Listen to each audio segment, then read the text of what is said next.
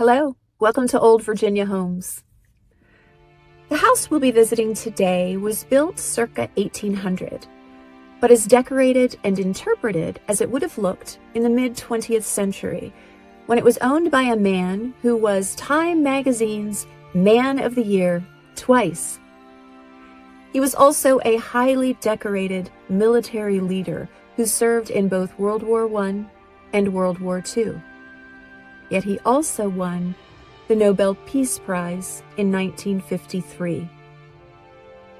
When General George Catlett Marshall and his wife Katherine bought this home in 1941, it was their plan to peacefully retire and enjoy a life of reading, gardening, and for George, riding horses.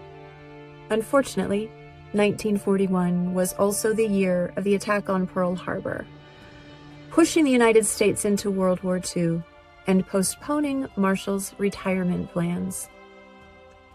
From the visiting dignitaries to the clandestine phone conversations that surely took place, oh, the secrets this house must hold. Join me as we visit Dodona Manor, an old Virginia home in Leesburg. Let's go.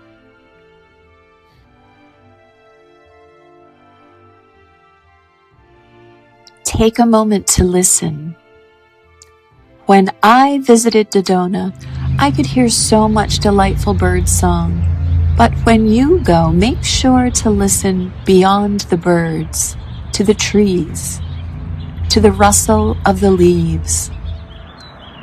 I was there on an unseasonably warm winter day when the trees were bare, but if the trees are leafy on your visit, listen carefully to the wind rustling through them for messages from an oracle. This house was named after the mythical Greek forest of Dodona. Homer described Dodona as an oracle of Zeus. Ancient priests would use the rustling sounds of the leaves on the white oak trees to interpret messages from Zeus. Dodona Manor sits among towering oaks that put previous owners in mind of the ancient sanctuary of Zeus. The house had other names in its lifetime, but this designation seems to be its most enduring. In 1805, John Drish purchased 8 acres east of Leesburg on land that had originally been owned by Robert King Carter's son, Landon Carter. The land probably already had a 2-story single-pile home, 2 rooms over 2 rooms, on it at that time. As Drish's family grew, he added the federal-style residence that adjoined the earlier building. In 1829, the home was deeded to Fayette Ball. Ball's brother, George Washington Ball, was a nephew to President George Washington, and the home is identified as the G.W. Ball residence on an 1856 map of Loudoun County. In 1856, Reverend Charles Norse purchased the property. Norse was the principal of Leesburg Academy, which was a boarding school that taught wealthy young girls the etiquette of polite society. In 1860, Norse opened the Loudoun Female Collegiate Institute in the home.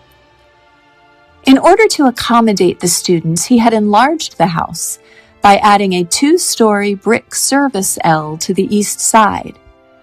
And the north side of the earliest part of the building was enlarged with a 3rd floor and front transverse hall. The school operated for a brief period of time before it closed due to the Civil War.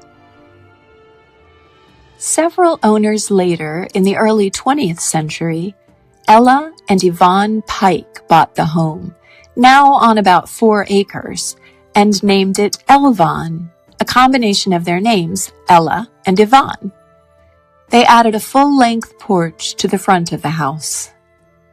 It was the home's next owners, Northcutt and Marcia Ely, who renamed the house Dodona Manor. They also added electricity, central heating, and indoor plumbing. In 1941, General George Marshall's wife Katherine was on a mission to find a quiet retreat away from their public life in Washington, D.C. While driving through Leesburg, she saw a "for sale" sign in the yard and stopped and fell in love with the property. Not only did she inquire within, she also took all the money she had in her purse at the time, $10, and handing the money over to the owners, she told them to consider this a down payment. Before she left, she pulled the sign out of the ground and hid it under a bush, hedging her bet and buying some time. After telling George of her plans for their future, Dodona Manor became theirs for $16,000. This house is a time capsule. 90% of its furnishings and objects actually belonged to the Marshalls, and vintage photographs were used to recreate the homes as close to how George and Katherine lived as possible. Other than planting extensive gardens and adding a patio, the Marshalls made few changes to the home. It retains most of its early 19th century architectural details, but the furnishings reflect the tastes of the 1940s and 50s, as well as art and memorabilia acquired during the Marshalls' travels and gifts from international guests. Military officers, diplomats, journalists, and friends would have gathered for conversation in this lovely but modest dining room. Marshall earned the highest rank in the United States military, but even though he was a 5-star general, he did not carry himself with grandeur. Disliking self-promotion, he discouraged flattery, insisting that a leader must cultivate a sense of detachment so that ego would not cloud judgment. The portraits of George and Katherine are by James Anthony Wills, an artist who never had any formal art training, yet was commissioned to paint political figures such as Harry Truman, Dwight D. Eisenhower, and Richard Nixon. George would not have dismissed women from the political and intellectual discussions that would have taken place here. In 1947, a journalist quoted him as saying, "The role of women in the formulation of public opinion, especially in this country, is so obvious that no man would have the temerity to question it. It follows, therefore, that the women of this country have a most important role to play in the development of public understanding of the world problems which face the United States. Women's organizations and women individually of this country should realize that the contribution they can make to the solution of world problems is of inestimable value."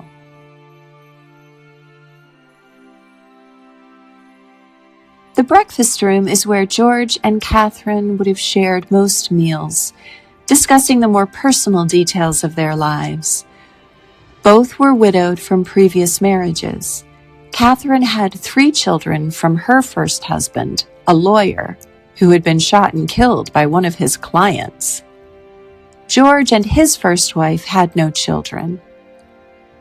This room still shows 3 layers of wallpaper: a very early vessel with flowers pattern, a later fighting roosters pattern, and Katherine's pitcher with fruit and wine pattern, which was reproduced for part of the wall.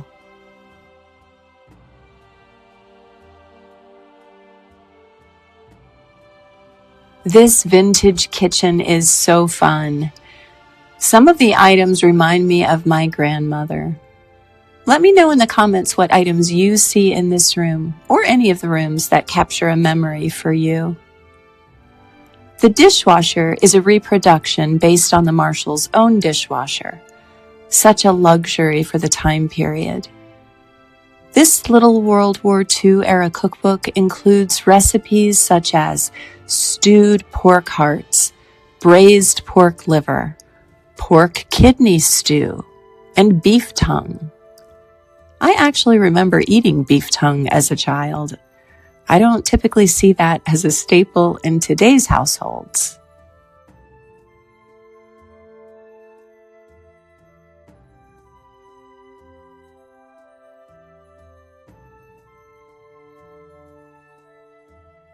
The front transverse hall was added onto the older section of the house when it was remodeled in the mid-19th century to become a school for young women.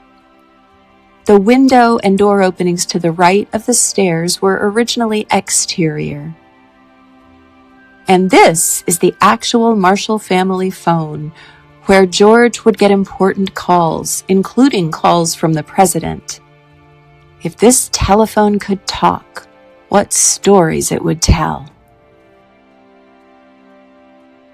Katherine Marshall's son, Alan Tupper Brown, was a soldier during World War II and was killed in action in Italy in 1944, shot by a sniper when he stood up in his tank turret to observe the front. This photograph is thought to have been taken of George heading to the site of his stepson's death. Katherine's other son and son-in-law also served in World War II but survived. Alan's death was clearly a horrible blow to the couple. Alan was the youngest of Katherine's children, so George had known him since he was 12. The family had sought to keep Alan's relationship to George under the radar while Alan served. Eventually, the information leaked out, and when, in June 1943, Marshall received an invitation to speak during Alan's officer candidate school graduating class, Marshall declined, replying, "I appreciate the courtesy of your note and proposal, as well as that of General Hawley, and I am sorry that I cannot accept.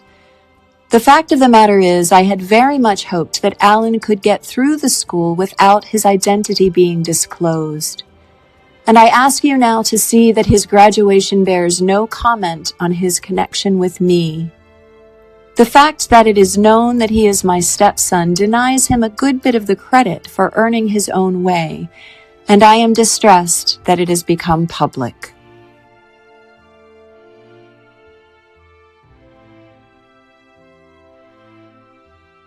When George and Katherine weren't enjoying the gardens and patio at Dodona, you might find them relaxing in the library, reading.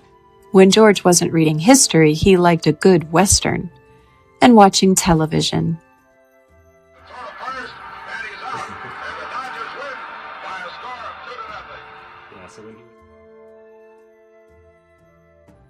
Heading upstairs to the bedrooms, we get more insight into the Marshalls as individuals, the personal sides to George and Katherine.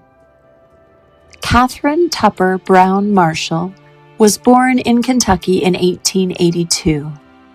She earned her degree at Hollins College in Roanoke, Virginia, and referring to herself as a stage-struck person, she then continued her studies at the American Academy of Dramatic Arts in New York City.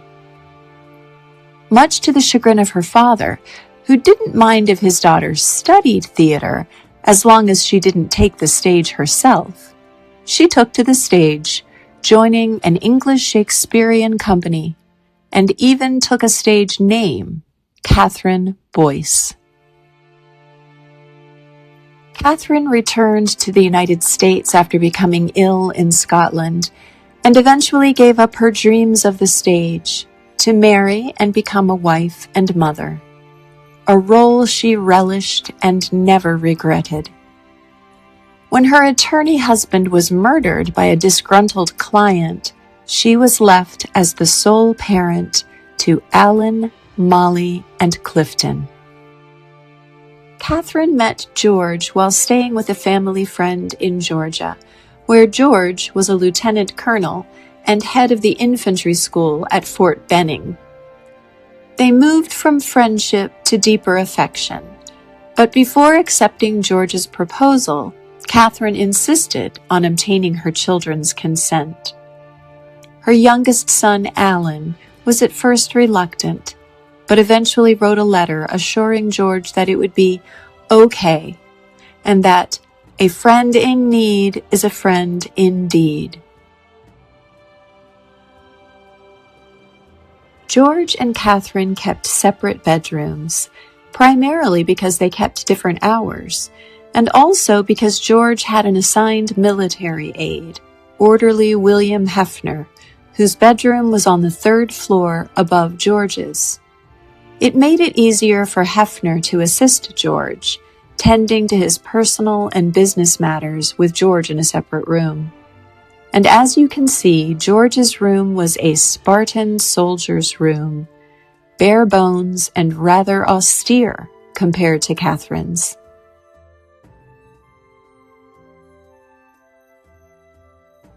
Throughout Marshall's life, he was recognized for distinguished service in both world wars. He earned the rank of a 5-star general, and he held positions as United States Army Chief of Staff, Secretary of State, Secretary of Defense. He served as President of the American Red Cross, Special Envoy to China, head of a United States delegation to the coronation of Queen Elizabeth, and architect of the Marshall Plan. And he was the first professional soldier to be awarded the Nobel Peace Prize. Marshall's life was filled with travel and both national and international accolades, but it was here at Dodona that Marshall felt centered. It was here that Marshall said, "This is home, a real home after 41 years of wandering." Dodona Manor is not only a house museum, but is also home to the George C. Marshall Foundation, an organization that believes that George C. Marshall's towering personal example of selfless service, honor, and humility is a legacy that must be honored and supported. Thank you for visiting Dodona with me, an old Virginia home.